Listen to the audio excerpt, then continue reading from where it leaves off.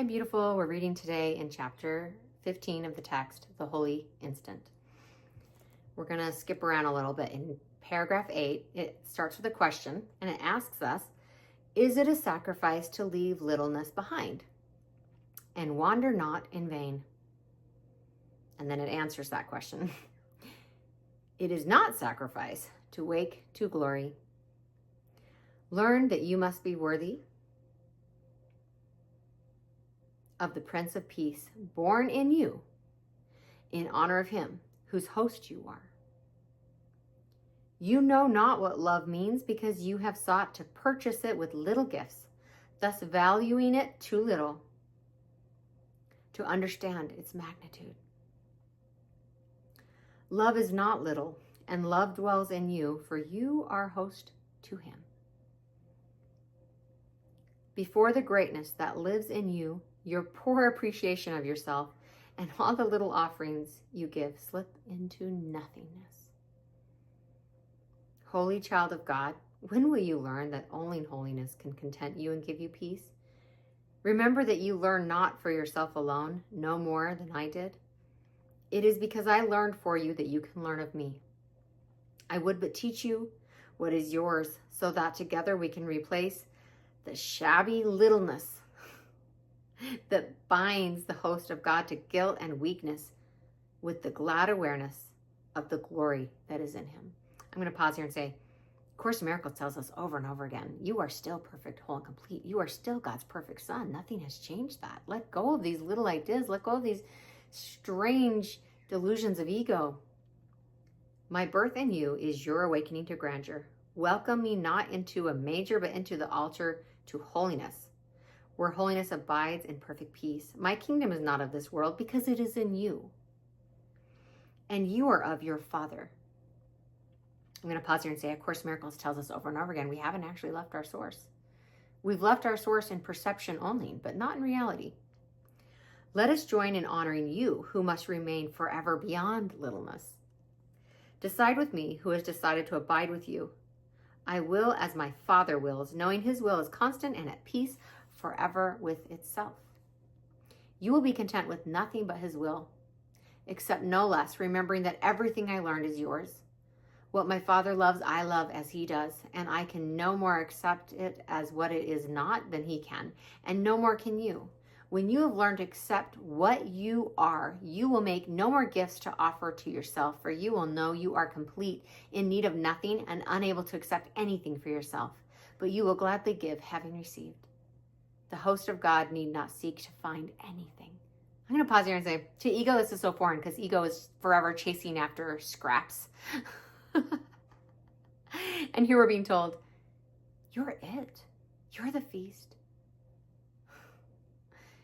If you are wholly willing to leave salvation to the plan of God and unwilling to attempt to grasp for peace yourself, salvation will be given you.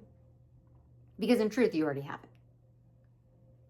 Yet think not you can substitute your plan for his. Rather, join with me in his, that we may release all those who would be bound, proclaiming together that the Son of God is host to him. Thus we will let no one forget what you would remember, and thus will you remember it. So beautiful. Call forth in everyone only the remembrance of God and of the heaven that is in him. For where you would have your brother be, there will you think you are. I'm going to pause there and say, A Course in Miracles reminds us over and over that we're not separate. We are not separate, despite any delusions we may have. We are all one with Source. And so wherever we think we are, we'll think our brothers are. And wherever we think our brothers are, we'll think we are. So if we're having a perceptual nightmare that we're in hell, or that our brothers belong in hell, we will also be in hell. For where you would have your brother be, there will you think you are. Hear not his appeal to hell and littleness, but only his call for heaven and greatness. I'm going to pause here and say, isn't that so beautiful? It teaches elsewhere in the text that, and in the lessons, that anything anyone ever says or does is either love or a cry for love. Hear not his appeal to hell and littleness, but only his call for heaven and greatness.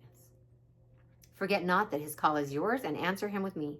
God's power is forever on the side of his host, for it protects only the peace in which he dwells. Lay not littleness before his holy altar, which rises above the stars and reaches even to heaven, because of what is given it. Wow.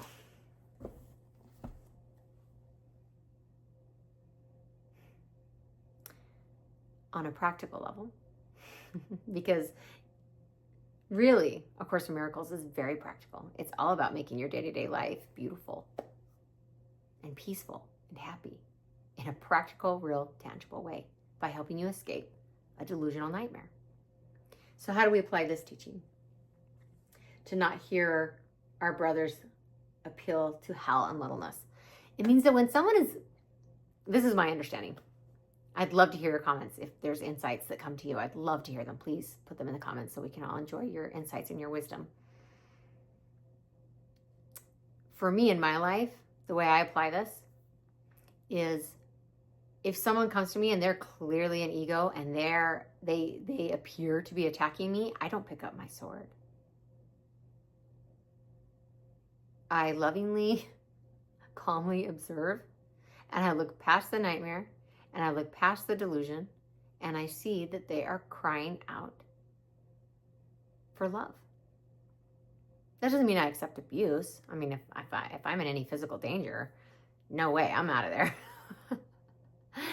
But if it's clear that this person poses no real threat to me, they are just suffering, and they're struggling, and they may even be saying cruel words, but I don't listen to that.